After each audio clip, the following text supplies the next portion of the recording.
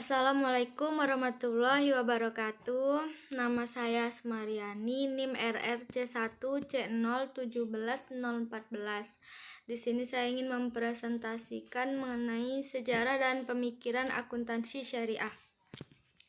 Perkembangan awal akuntansi. Akuntansi adalah pengukuran, penjabaran atau pemberian kepastian mengenai informasi yang akan membantu manajer, investor, otoritas pajak, dan pembuat keputusan lain untuk membuat alokasi sumber daya keputusan di dalam perusahaan, organisasi, dan lembaga pemerintah.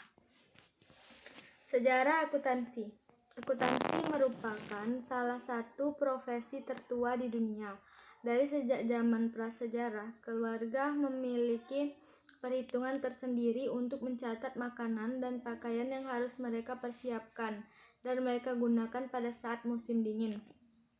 Perkembangan akuntansi syariah. Zaman awal perkembangan Islam.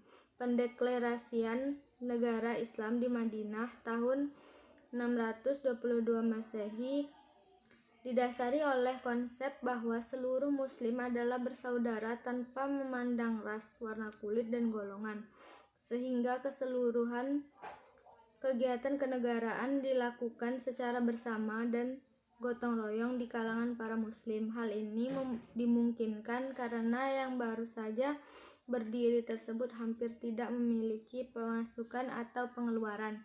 Muhammad Rasulullah SAW bertindak sebagai seorang kepala negara yang juga merangkap sebagai ketua Mahkamah Agung, mufti besar, dan panglima perang tertinggi, juga penanggung jawab administrasi negara. Zaman 4 Khalifah. Pada pemerintahan Abu Bakar, pengelolaan Baitul Mal masih sangat sederhana di mana penerimaan dilakukan secara seimbang sehingga hampir tidak pernah ada sisa. Perubahan sistem administrasi yang sangat signifikan di era kepemimpinan Khalifah Umar bin Khattab dengan memperkenalkan istilah di Dewan oleh Sa'ad bin Abi Waqqas. Khalifah Umar bin Khattab menunjuk beberapa orang pengelola dan mencatat dari Persia yang mengawasi pembukuan Baitul Mal. Pendirian Diwan berasal dari usulan Hormozan, seorang tahanan Persia, dan menerima Islam dengan menjelaskan sistem administrasi yang dilakukan oleh Raja Sasania. Sekilas prosedur dan istilah yang digunakan. Yang pertama, sistem akuntansi untuk kebutuhan hidup. Sistem ini di bawah koordinasi seorang manajer. 2. Sistem akuntansi untuk ketua akuntansi untuk proyek pembangunan yang dilakukan oleh pemerintah. 3. Sistem akuntansi untuk pertanian merupakan sistem yang berbasis non-moneter. 4. Sistem akuntansi gudang merupakan sistem untuk mencatat pembelian barang negara. 5. Sistem akuntansi mata uang.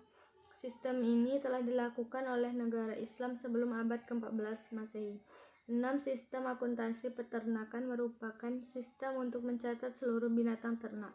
7. Sistem akuntansi perbendaharaan merupakan sistem untuk mencatat penerimaan dan pengeluaran harian negara baik dalam nilai atau barang.